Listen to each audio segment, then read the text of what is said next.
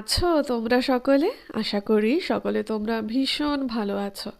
আজকে যে বইটি নিয়ে এসেছি সেটা হলো শূন্য পথের মল্লিকা, স্মরণজিৎ চক্রবর্তীর লেখা। 387টা পেজ আর 600 টাকা এর দাম। এই বইটি যখন তোমরা পড়া শুরু করবে, প্রথমেই যে চরিত্রটির সঙ্গে তোমাদের পরিচয় হবে সে হলো বিশ্বনাথ।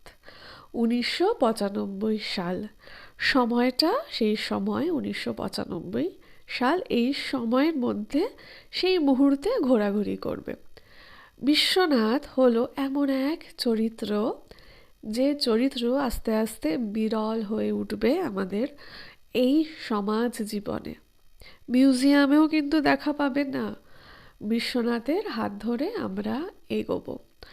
অদ্ভুত তার মন আর তার মস্তিষ্ক। এই বিশ্বনাথের হাত ধরে এগোতে এগোতে পরিচয় হবে শিউলির সাথে। শিউলি হলো বিশ্বনাথের স্ত্রী। তারপরে জগন্নাথ ঘোষ, আর একদিকে বীরেন্দ্র। বীরেন্দ্র সেই সময় একজন রাজনীতিবিদ ছিলেন। সঠিকভাবে বলতে গেলে তখনও রাজনীতিবিদ হয়ে ওঠেননি, তবে আস্তে আস্তে উঠছে, ওই উঠতি রাজনীতিবিদ। আর একদিকে কিন্তু তিনি ব্যবসায়ী। এবার এই জগন্নাথ ঘোষ যার কথা বললাম, তিনি হলো কিন্তু বীরেন্দ্রর শত্রুপক্ষ। এই সময়টাতে, ওই যে তোমাদের বললাম না 1995 সাল, এই সময়টাতে তোমরা ওখানে সেতু, কালাদা, এদের অনেকগুলো চরিত্র পাবে এই ধরনের, যেখানে রাজনীতির ভীষণ টানাপোড়েন থাকবে, মারামারি থাকবে, খুনোখুনি থাকবে।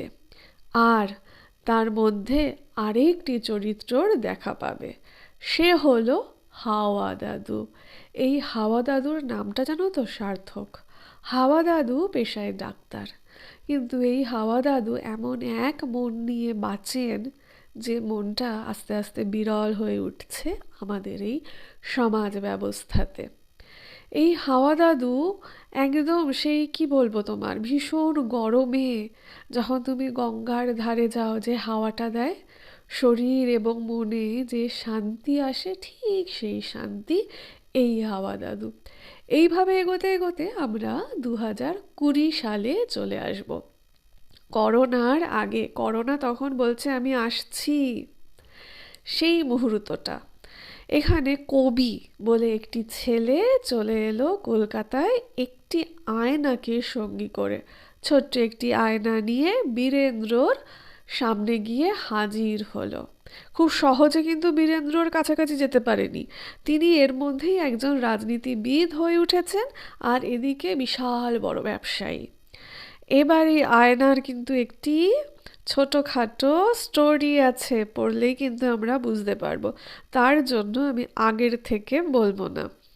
এবার কবি গেল, এই কবি নামটার পেছনেও কিন্তু আছে কিছু বিষয় আছে। এই বীরেন্দ্রর একটি মেয়ে আছে, তার নাম উর্জা। ভারী মিষ্টি নামটাও, আমার তো খুব ভালো লেগেছে। এই উর্জা কলকাতাতে এলো, কবির সাথে পরিচয় হলো। উর্জার এক প্রেমিক আছে, সে হচ্ছে রাজু। এবার রাজু কিন্তু নিম্ন মধ্যবিত্ত পরিবারের ছেলে। এবার বলি, এই যে উর্জার যে চরিত্রটি দেখানো হয়েছে, এই চরিত্রটি না আমার খুব ভালো লেগেছে গো। এখানে যে সব নারীরা গোল্ড ডিগার হয় সেটি কিন্তু নয়, বা ভালোবাসা ফুরিয়ে যাচ্ছে এমন যে এটা আমরা এখন দেখতে পাচ্ছি সেটিও নয়। উর্জা ভীষণ মন প্রাণ দিয়ে ভালোবাসে রাজুকে। তোমাদের তো বললাম নিম্ন মধ্যবিত্ত বাড়ির ছেলে, তারপরেও রাজুকে ভীষণ ভালোবাসে, রাজুর জন্য সে সবটুকু করতে পারে। সে রাজুকে বিয়ে করতে চায়। এটি নিয়েও অনেক সমস্যা আছে, সেগুলো তোমরা আস্তে আস্তে পড়ে যেতে যেতে বুঝবে। খুবই তো ভালো লেগেছে। আর তারপরে আমি বলি, এই যে ক্ষমতা, আর এই যে ক্ষমতার সাথে সাথে, ক্ষমতা বলতে রাজনৈতিক ক্ষমতা, অর্থনৈতিক ক্ষমতা, উভয় ক্ষমতার কথা বলছি। এখানে যে বিষয়টি বলার সেটি হলো যে তোমার কাছে ক্ষমতা থাকলেই যে তুমি সুখী, বা আমার কাছে ক্ষমতা নেই বলে আমি অসুখী, এটা কিন্তু একদমই নয়। আমরা সবসময় ভাবি না যে অমুকের টাকা আছে, খুব সুখী মানুষটি। না গো, এইখানে এই চিন্তা ভাবনাটা আমরা আমাদের এই চিন্তা ভাবনাটা কিন্তু এখানে ভেঙে যাবে। টাকা, রাজনৈতিক ক্ষমতা, এর অর্থ তুমি ভীষণ সুখী বা তুমি ভীষণ আনন্দে আছো, তার কোনোটাই নয়।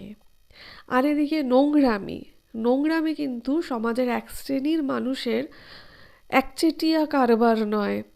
এই নোংরামির ক্ষেত্রটাও আমি দেখেছি, এই লেখাটিতে বিশেষত দেখলাম যে নোংরামির ক্ষেত্রটি সমাজের সর্বস্তরেই রয়েছে।